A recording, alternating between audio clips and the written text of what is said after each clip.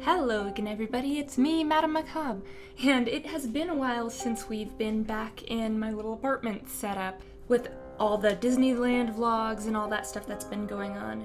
And as you'll notice, it is a Friday, and I don't normally have vlog video style setups for Friday videos since they're spooky.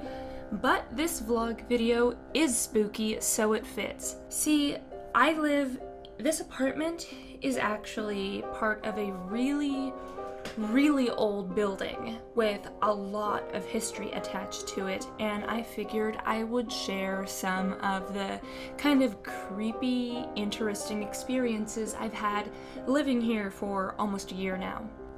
As I mentioned before, this place is super old. It was built during the Victorian era and was used for a wide variety of things, but at one point in its history, it was actually used as an orphanage. Yeah, you can already see where this is going. The thing about the period of time when this was used as an orphanage, well, it was severely understaffed for a stretch of that time, and at the worst point, I believe there was one woman caring for 100 orphans, and there were 4 wings and 12 fireplaces. As you can imagine, there were quite a few fires on this property. One of them actually happened right above me. See, where my unit is located is where the attic used to be, and I've got a closet off over there that actually, it's 2 deep, narrow closets. They're kind of an interesting shape. They're like walk-in closets, but they're very narrow. And that's because they originally were a stairway that led up into the old bell tower. Well, the bell tower burnt down about, I think it was 4 times before they stopped rebuilding it. But after they decided they weren't going to rebuild it anymore, they took the staircase out, partitioned it off, and turned it into closets. But that's when the building had been purchased again and converted into apartment units. So there's a lot of history on here, and while I would have to dig into the local history and all that a little more, I imagine there were probably a few fire-related deaths. I believe one child actually died in the bell tower due to smoke inhalation during one of the fires that got started. So that's a thing that's literally above my bedroom. There actually used to be a whole nother wing to this place that existed, but after 3 times of being burnt down and rebuilt, they decided, you know what, we don't need a west wing anymore. Okay. So now that I've given you guys just the tiniest little tidbit of history about this place, because that could be a whole video in itself just going on and on, really old building. What I am making this video about today is to share the weird things that have happened in this unit while I've lived here. See, ever since I moved in, weird stuff has been happening, and it's consistently continued to happen since I've been living here. I mean, nothing really aggressive or malignant at all. Everything that's happened has come off as very innocent and juvenile, which has led me to believe it might be related to one of the kids in the orphanage. But I don't know, I usually have a pretty good intuition when it comes to bad stuff, especially if you listened to the last video I did about the encounter that Shadow Kisses and I had when she was in high school. Based on that, I've got a pretty good radar for what's yucky and what's not.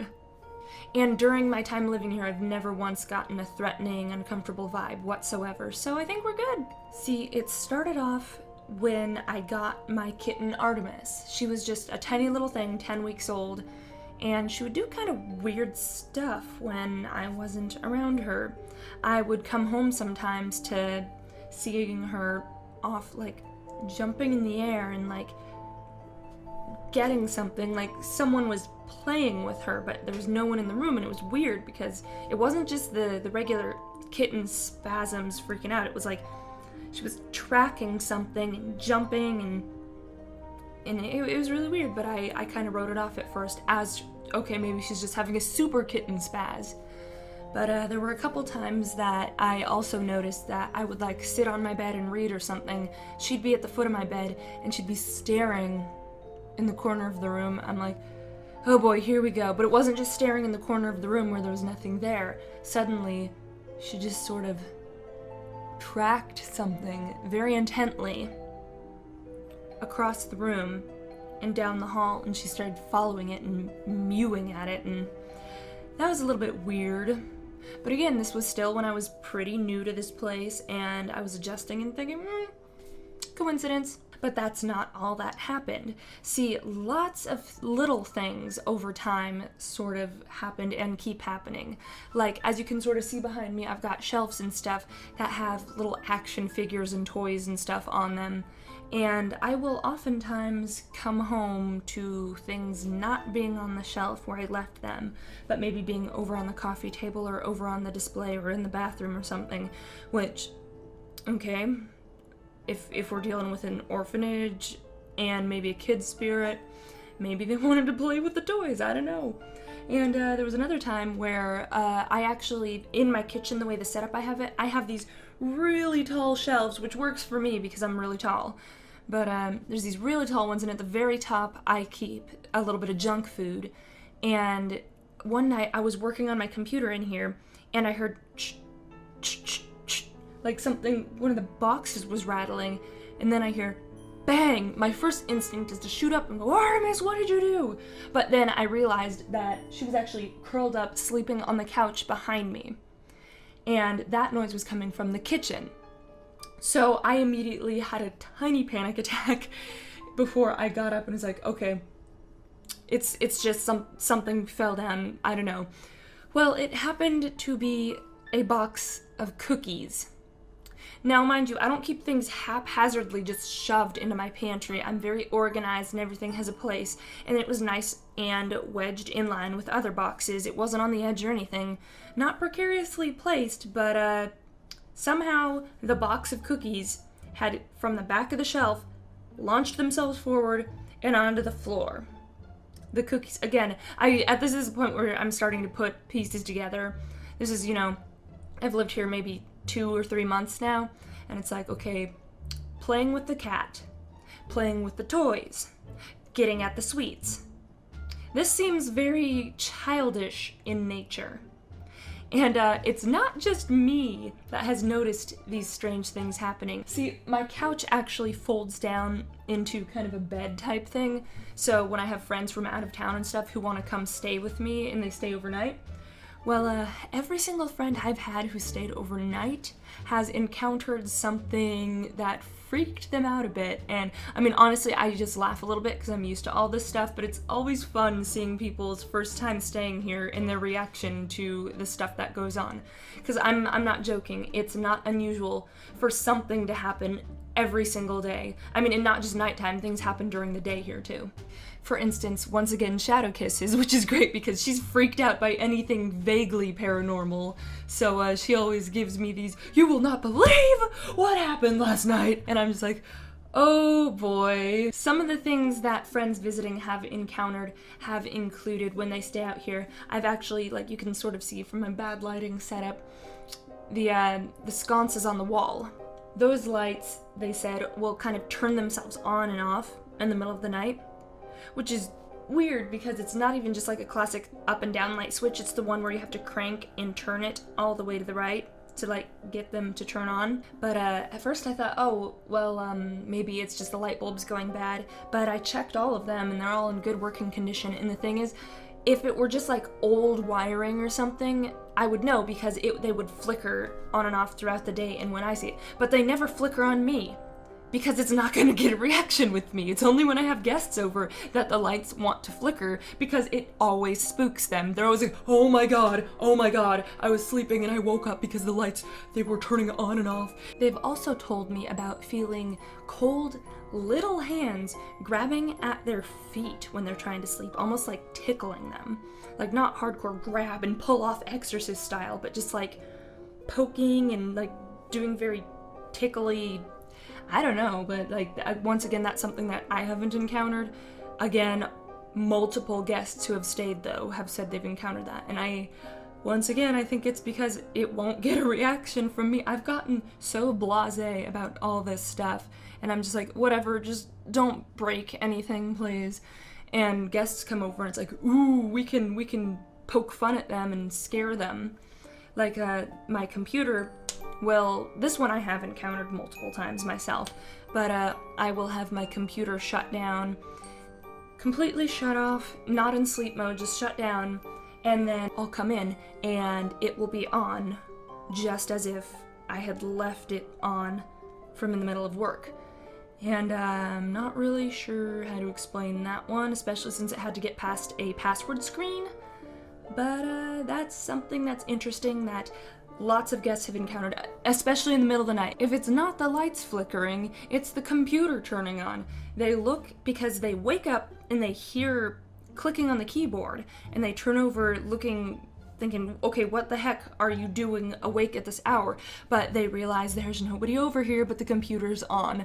And I usually get woken up, or they tough it out and they don't wake me up. I've had that happen with a couple friends where they're like, I was so scared, but I didn't want to wake you up.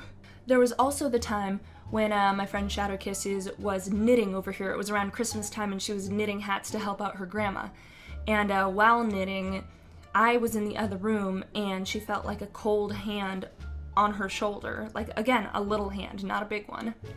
And that freaked her out a little bit. But what she guesses is that maybe it was a kid, because if it was during the Victorian era, knitting is something that would be familiar. And maybe they were looking at her as one of the caretakers. I don't know, that's just her interpretation on it.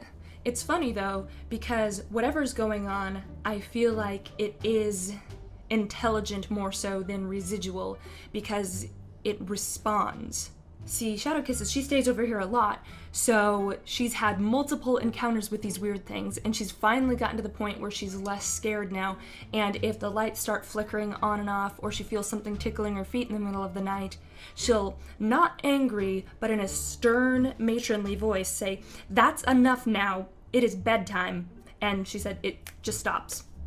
So that's one thing that's kind of interesting, and further going with my thought train that maybe it's related to a kid from the orphanage.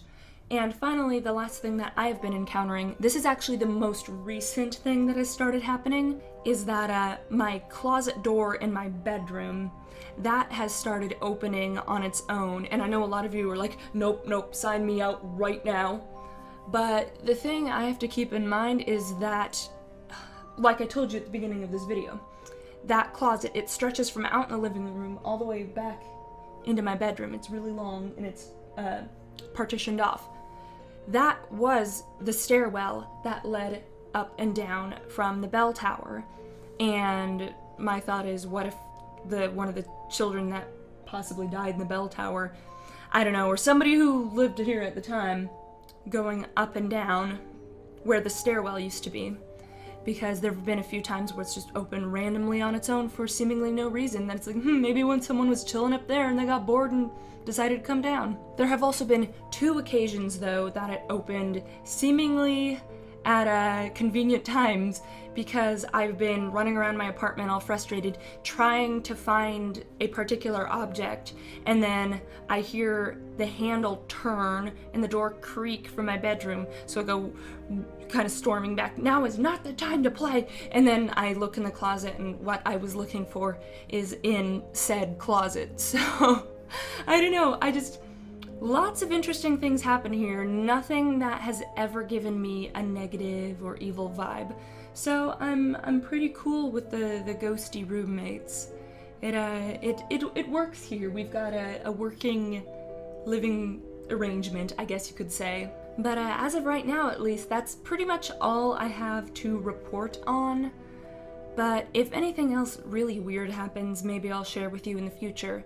But I just thought you guys might appreciate hearing my own personal, I guess you could say, kind of paranormal setup in my own apartment right now.